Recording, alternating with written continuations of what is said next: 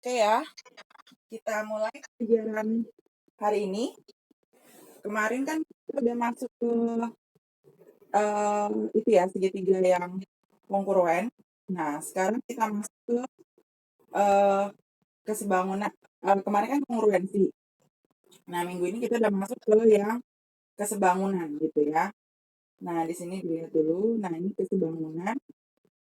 Nah, beda dengan yang kongruensi gitu ya. Jadi kalau kesebangunan itu eh, ukurannya beda. Jadi kalau kongruensi itu kan sisinya harus sama persis ya. Misalnya AB itu sebangun dengan misalnya satu bersesuaian dengan ED gitu. Nah, AB-nya angkanya harus sama, ukurannya harus sama.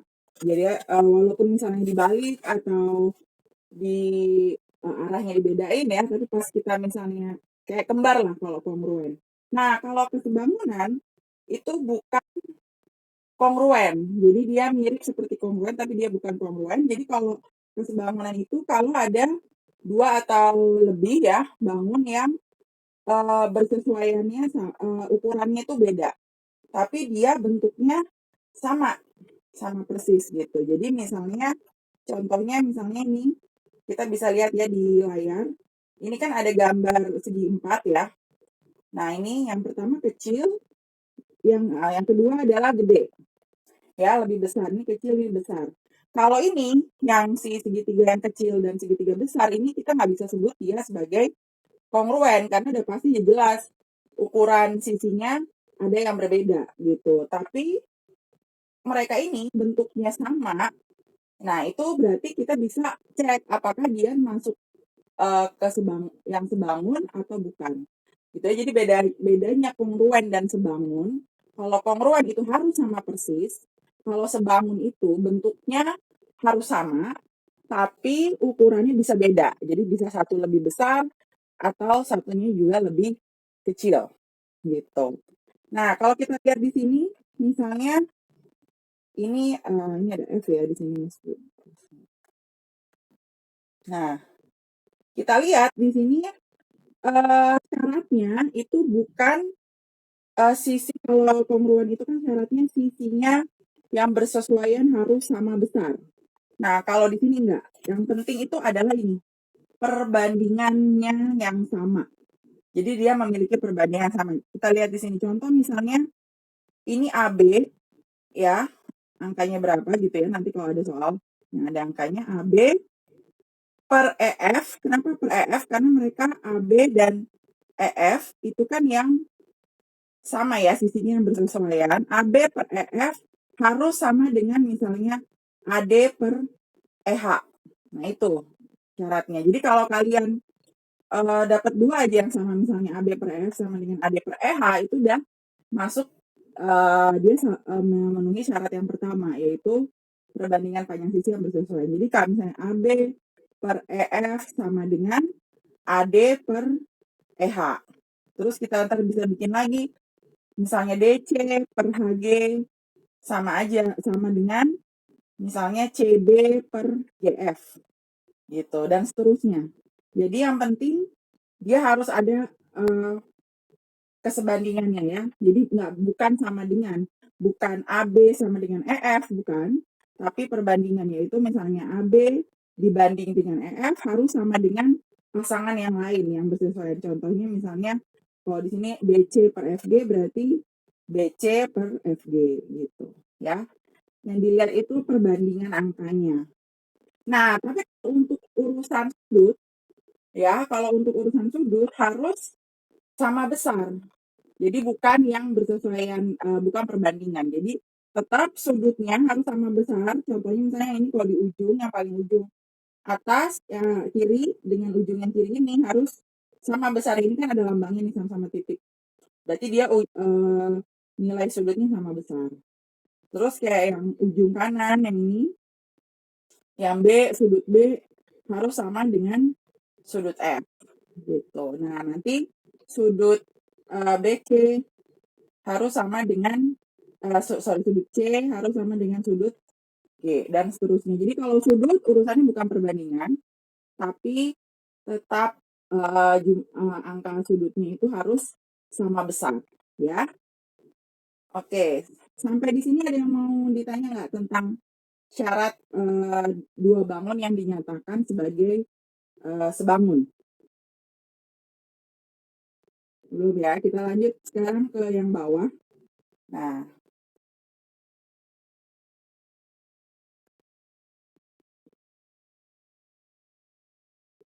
hmm? Iya. Oke. Nah, sekarang kita lihat contoh soal di sini, ya kan? Nah, kita lihat contoh soal ini.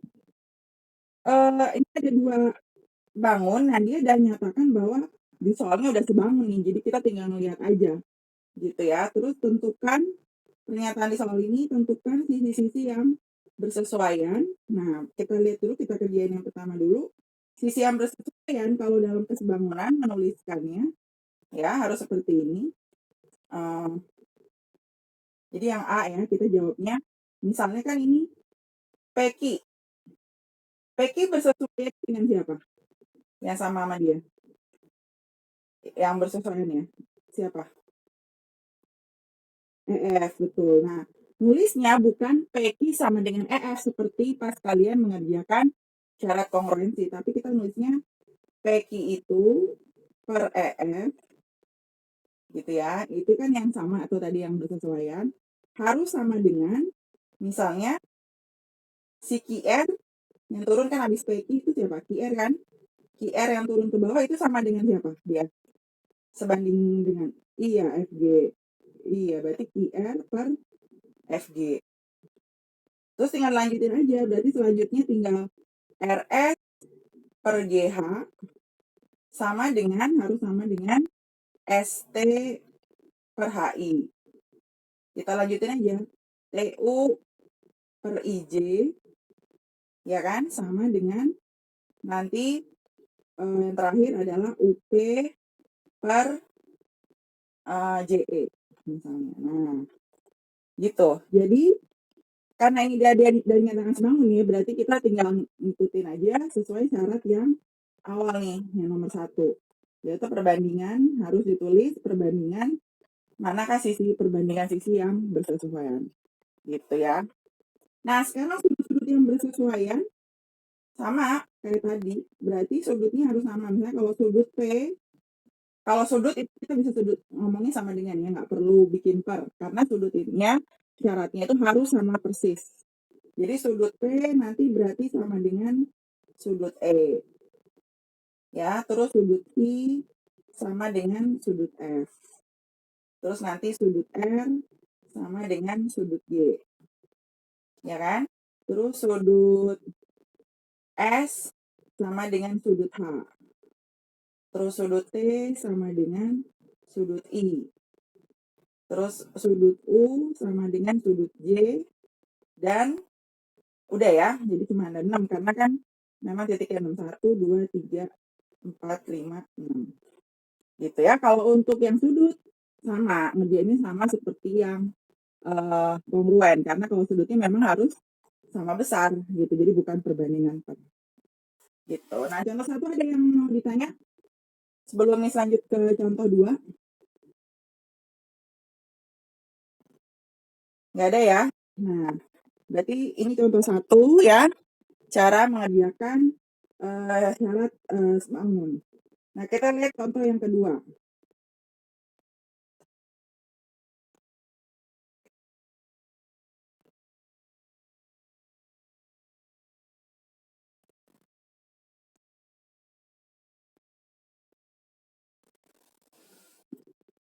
Oke ya, nah sekarang kita lihat ini adalah contoh yang kedua.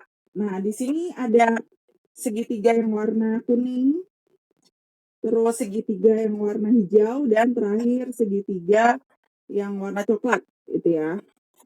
Nah, kalau untuk persegi dan persegi panjang ya, kalau untuk persegi, misalnya ini persegi nih, ya, terus ada yang kecil gini,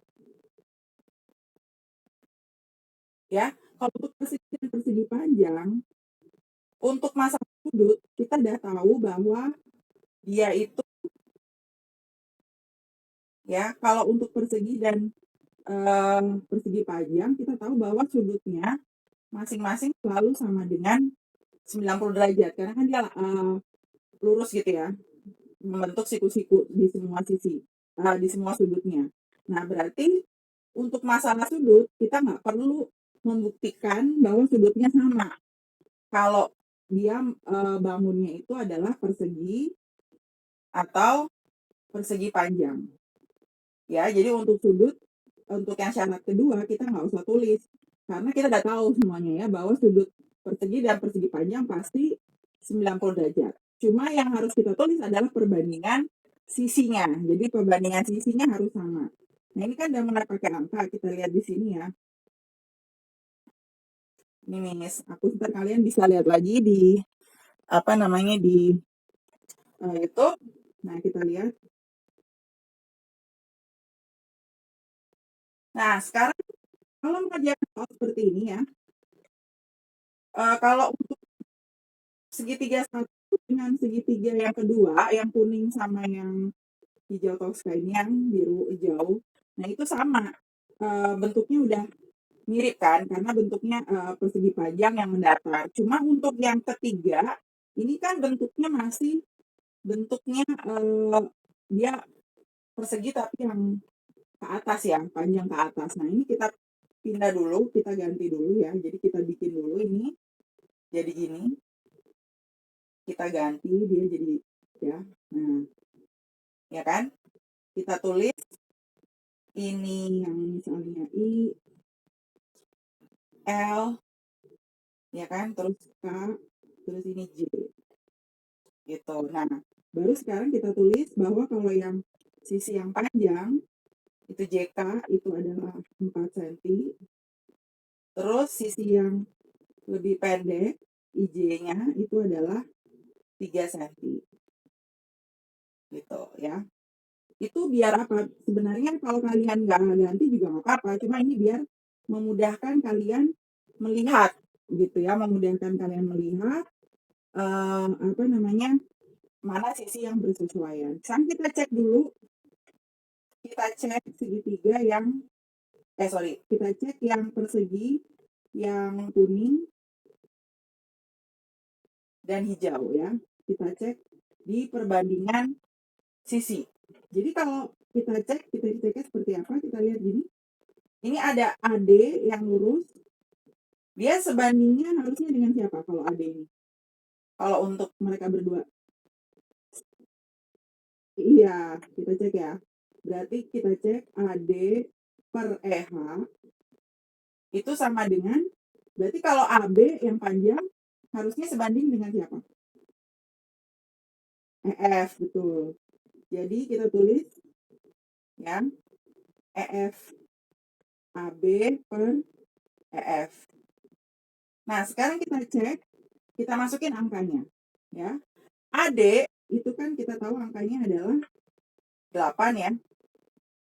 EH itu, nah EH kan nggak ada angkanya, tapi kita tahu kalau di sini 6, pasti seberangnya juga ikut 6. Berarti 8 per 6 itu sama dengan atau tidak sama dengan si AB kita tahu 12, EF kita tahu 8. Nah, kita cek ini sama atau nggak sama angkanya. Cara ngeceknya gimana? Cara ngeceknya tinggal kali silang seperti ini.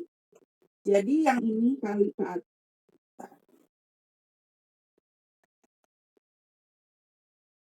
Bentar ya. Sama dengan 12 per 8 ini. Nah, berarti caranya itu adalah kita kali silang, yang 8 itu kita kali ke sana, yang 6 sama 12 kita kali ke sana. Jadi kalau 8 kali 8 itu kan 64. Ya kan? Kalau 6 kali 12 itu kan 72. Nah, ini sama atau enggak? 64 sama 72. Angkanya. Sama nggak 64 sama 72? Sama atau beda? Tinggal nyebutnya aja. Sama atau beda? 64 sama 72.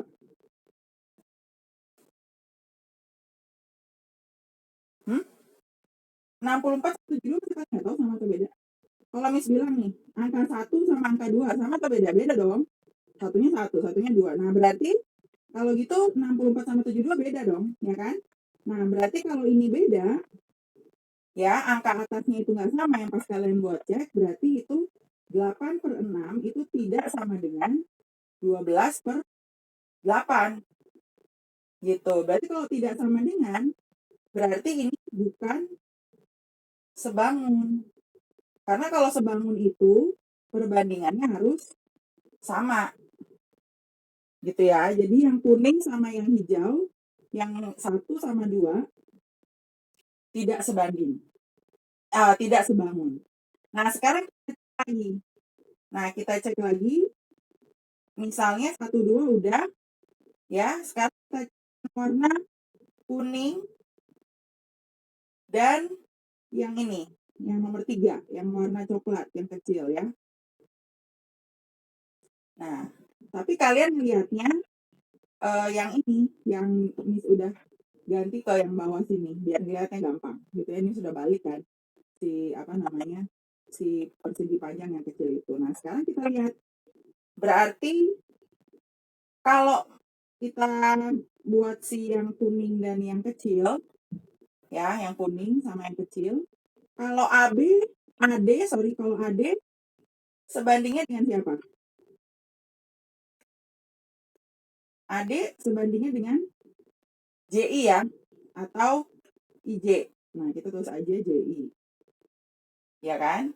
Harus sama dengan atau tidak dengan, nah kalau AB sebandingnya dengan siapa di sini? AB sebandingnya dengan siapa?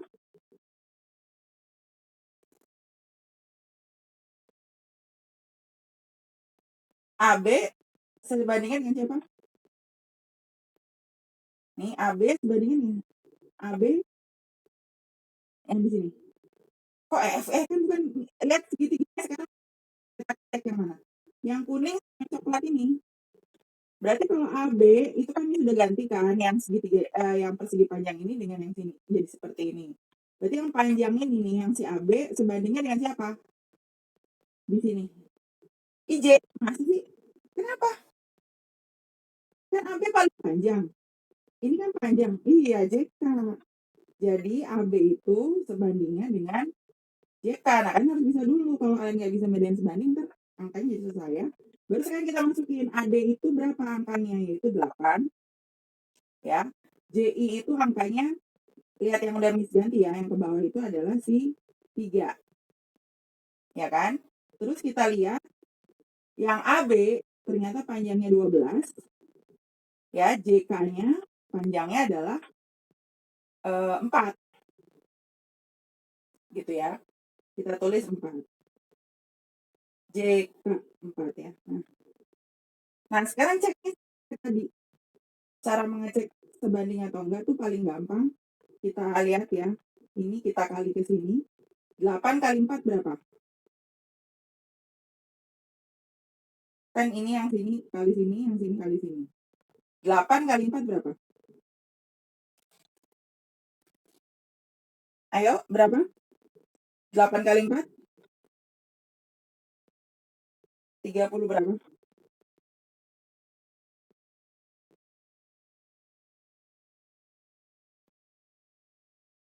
30? Iya, 32. Nah, sekarang kita kali yang sini. 3, ya. 3-nya kita kali dengan 12. 3 kali 12 berapa 3 kali 12? 30? Iya. 32 sama 36 itu sama atau beda? Beda kan? Satunya 32, satunya 36. Berarti ini juga beda. Berarti kuning dan coklat juga bukan sebangun. Nah, ini bukan sebangun juga. Gitu. Karena angkanya berbeda. Jadi dia bukan sebangun. Nah, berarti yang belum kita cek, berarti kan kuning hijau udah, kuning coklat udah. Berarti ada lagi yang belum kita cek, yaitu yang hijau, yang tengah, nomor 2, dengan yang coklat, yang nomor 3. Nah, sekarang kita cek lagi. Ya, ini misal hapus, masih ada di video ya. Nah, jadi kita harus cek dua, biar tahu mereka itu mana yang pasangannya sebangun. Nah, sekarang kalau kita cek yang nomor, yang kita sekarang mau cek yang warna,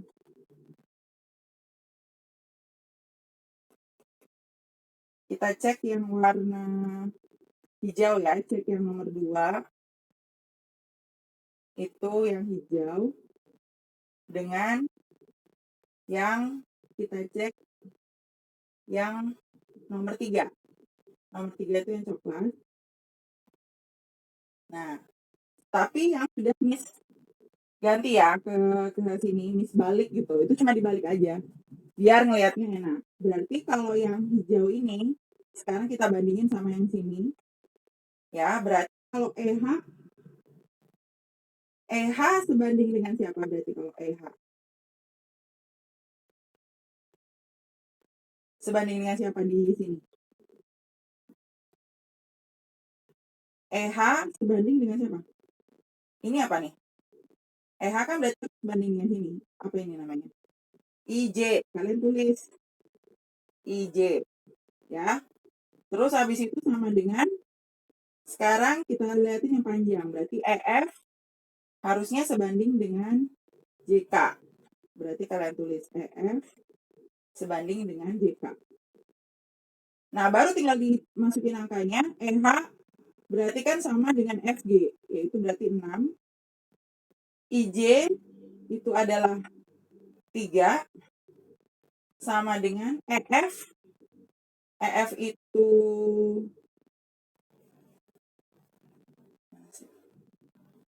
EF itu 8 ya. Terus JK-nya adalah 4. Nah, kita lihat ini sama atau enggak. Tinggal terserah sih, kalian bisa langsung 6 bagi 3 berapa, 8 bagi 4 berapa. Kalau kita bikin kan misalnya 6 bagi 3 itu kan 2.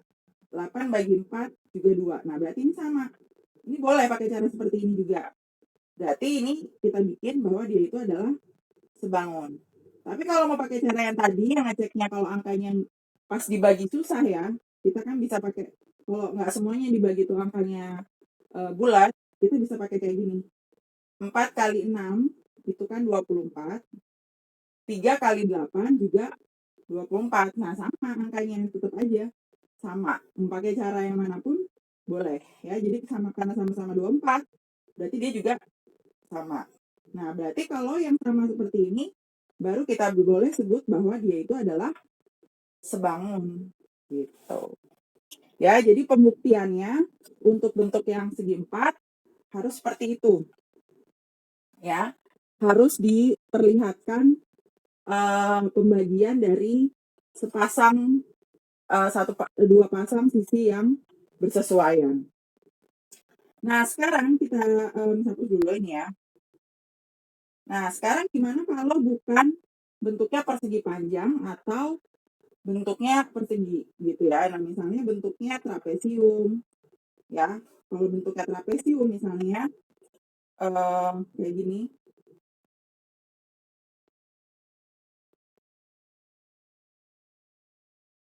Ada trapesium yang besar, ada yang kecil ya. Misalnya ini 8, di sini 4, di sini ini 4, ini 2.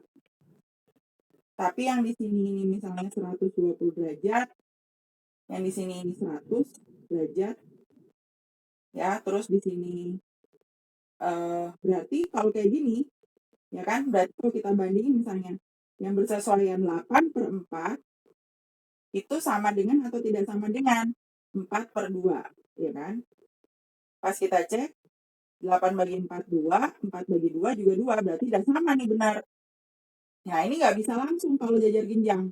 Harus kita lihat sudutnya. Jadi kalau cuma yang nggak bisa dilihat sudutnya itu, yang nggak perlu kita lihat sudutnya, cuma yang persegi dan persegi panjang. Tapi kalau yang lain, bentuk segi 4 atau bentuk yang lain, harus dilihat sudutnya. Jadi misalnya ini, ternyata sudutnya yang bersesuaian, yang bentuknya sama, 120, yang di bawah cuma 100. Nah, 120 derajat tidak sama dengan sudut 100. Nah, karena tidak sama dengan, berarti walaupun perbandingan sisinya ini yang nomor 1 memenuhi ya, perbandingan sisi, tapi ternyata untuk sudutnya yang syarat kedua dia tidak memenuhi. Berarti kalau salah satu tidak memenuhi, berarti dia bukan sebangun. Gitu. Ini untuk yang lain ya. Jadi yang nggak usah dilihat sudutnya, cuma yang persegi dan persegi panjang. Gitu ya. Ini contoh yang misalnya ini yang jajar genjang, bisa aja ntar bangunnya layang atau apa. Nah, itu harus dicek sudutnya, bukan cuma dicek sisinya yang bersesuaian. Oke? Nah, sampai di sini ada yang mau ditanya? Nggak ada? Nggak ada yang tanya? Oke, kalau gitu berarti Miss akhiri untuk yang hari ini ya, gitu ya. Nanti seperti biasa ada videonya Miss share, kalau udah diupload Miss share di grup. Oke, selamat siang semua.